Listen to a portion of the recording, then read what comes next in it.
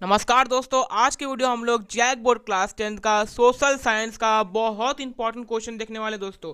और ये सब्जेक्टिव वाला पेपर का क्वेश्चन है और ये 5 नंबर वाले क्वेश्चन का पेपर, ठीक है, 5 नंबर वाले। और ये सब क्वेश्चन नंबर बता दूं दोस्तों कि ये सब क्वेश्चन जो है 2018 में, 19 में, 20 में, 21 में, 22 में और 23 में भी पूछा गया है। जी हाँ दोस्तों, आप बिल्कुल सही सुन रहे हैं। 2018 से ये सब क्वेश्चन जो है वो रिपीट होते जा रहा है। तो बहुत इंपॉर्टेंट है, बहुत इंपॉर्टेंट। आप लोग एक बार देख लीजिए तो आप लोगों को क्वेश्चन भी समझा देंगे और आंसर भी बता देंगे। तो अभी तक आपने सब्सक्राइब नहीं किया, सब्सक्राइब कर लीजिए, लाइक कर लीजिए, अपने फ्रेंड्स को शेयर कर दीजिए। चलिए वीडियो को शुरू करते हैं। ठीक है दोस्तों, सबसे पहला क्वेश्चन दोस्तों, बफर स्टॉक किसे कहते हैं। ये जो क्वेश्चन है दोस्तों, ये बफर स्टॉक क्वेश्चन है ना, ये 2017 से रिपीट होते आ रहा है। इसलिए मैं बहुत इंपॉर्टेंट क्वेश्चन को एक साइड में कर लिया। सबसे पहला क्वेश्चन दोस्तों, बफर स्टॉक किसे कहते हैं।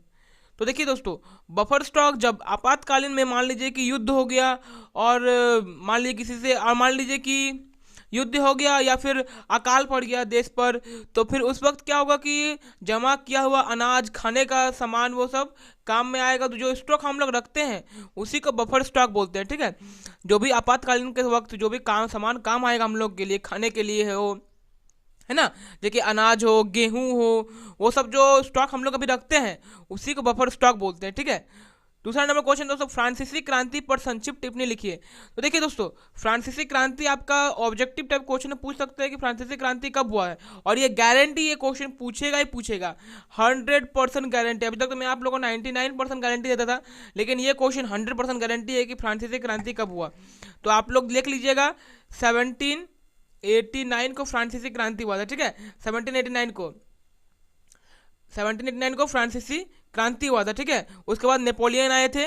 तो इस पर संक्षिप्त टिप्पणी लिखना है आपको कि फ्रांसीसी क्रांति में 3 वर्ग पाए जाते थे। पहला वर्ग था, प्रथम वर्ग था, मतलब पादरी वो लोग जो ये बैठते थे चर्च वगैरह में, सेकंड थे पादरी वो लोग प्रथम में थे, राजा वो लोग पे थे, सेकंड में थे बिजनेस क्लास और वकील डॉक्टर वगैरह, और थर्ड में थे किसान, लेबर, वो सब लोग थे। ठीक है, जिन पर बहुत ज़्यादा अत्याचार होता था। दूसरा वर्ग तक दोस्तों जनसंख्या बहुत ही कम था, लेकिन तीसरा वर्ग मतलब फ्रांस का 90% जनसंख्या जो है वो तीसरे वर्ग से आता था, बिलोंग करते थे। ठीक है, 90% जनसंख्या तीसरे वर्ग से बिलोंग करता है। हाँ, तो फ्रांस में दोस्तों 90% जनता से टैक्स भी लिया जाता था। ठीक है, प्रथम वर्ग से, दूसरे वर्ग से टैक्स नहीं लिया जाता था, तीसरे वर्ग से टैक्स लिया जाता था। ठीक है, तीसरा नंबर क्वेश्चन दोस्तों, भारत में पाए जाने वाले मृदा का वर्णन करें। तो देखिए दोस्तों, भारत में बहुत प्रकार के मृदा पाए जाते हैं, जैसे जलोढ़ मिट्टी, काली मिट्टी, फिर और बहुत सारे मृदा पाए जाते हैं, यानी कि मिट्टी पाई जाती है। तो उसका आपको वर्णन करना है, तो बहुत ही ईजी है, आप लोग खुद से लिख सकते हैं। ठीक है, चौथा नंबर दोस्तों, मुद्रण संस्कृति ने भारत को किस प्रकार प्रभावित किया है। तो देखिए दोस्तों, मुद्रण संस्कृति ने सिर्फ भारत को ही नहीं बल्कि पूरे विश्व को प्रभावित किया है। क्योंकि दोस्तों देखिए, आप हम सबको ही, पहले के जमाने में क्या होता था दोस्तों कि बच्चे लोग जो है मतलब किताब बहुत कम छपते थे, बहुत ज्यादा टाइम लगता था, बहुत मेहनत लगता था। तो जब बहुत मेहनत लगता था तो पैसा भी उसका बहुत आता था, तो गरीब बच्चे पढ़ नहीं पाते थे। तो क्या हुआ कि उन लोगों को मुद्रा संस्कृति जब हो गया तो फिर क्या हुआ कि बच्चे पढ़ पा रहे हैं, लिख पा रहे हैं, और उतना पैसा भी नहीं लग रहा है उन लोगों को। ठीक है, और फिर लोगों को, सबसे बड़ी बात है कि लोगों को पढ़ने की तरफ रुचि जगी। ठीक है, लोगों को पढ़ने की तरफ रुचि जगी। लोग जो है पहले मतलब क्या करते, पढ़ने के लिए, जब मुद्रण संस्कृति नया नया ये हुआ था और उससे नया नया किताब जब बन रहे थे, तो लोग जो अनपढ़ थे वो एक जगह गुट होते थे, किसी पेड़ के नीचे बैठते थे, और जो पढ़ पाते थे वो जोर जोर से पढ़ के उन लोगों को सुनाते थे। तो क्या होता था इससे कि लोगों को पढ़ने की तरफ रुचि बढ़ती थी। ठीक है, पांचवा नंबर है दोस्तों कि प्रथम वर्ल्ड वॉर के समय भारत का औद्योगिक कैसे बढ़ गया।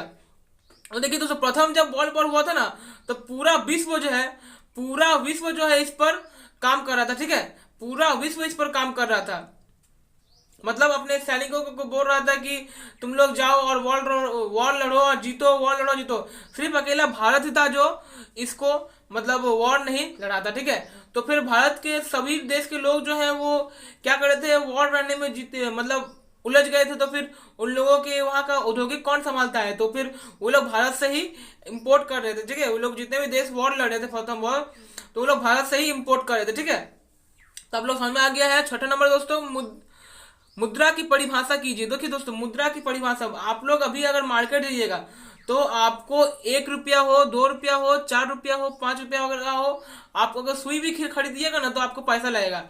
आप ये जान लीजिए कि आप अगर अभी आप सुई भी खरीदिएगा तो आपको पैसा लगेगा। तो मुद्रा कितना ज्यादा इंपॉर्टेंट है हम लोग के देश के लिए, किसी भी देश के लिए, ठीक है। क्योंकि यही तो है ना मुद्रा, मतलब रुपया, दैट इज द करेंसी, हम लोग का देश का यही करेंसी है, ठीक है, मुद्रा।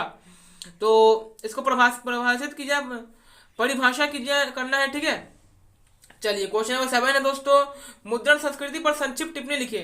तो देखिए दोस्तों, मैंने क्वेश्चन नंबर 4 में आपको मुद्रण संस्कृति के बारे में बता दिया कि मुद्रण संस्कृति किसे कहते हैं, किस प्रकार से प्रभावित कर रहा है, करता है भारत देश को और बाकी सब पूरे विश्व को, ठीक है। तो आपको इस पर संक्षिप्त टिप्पणी लिखना है दोस्तों।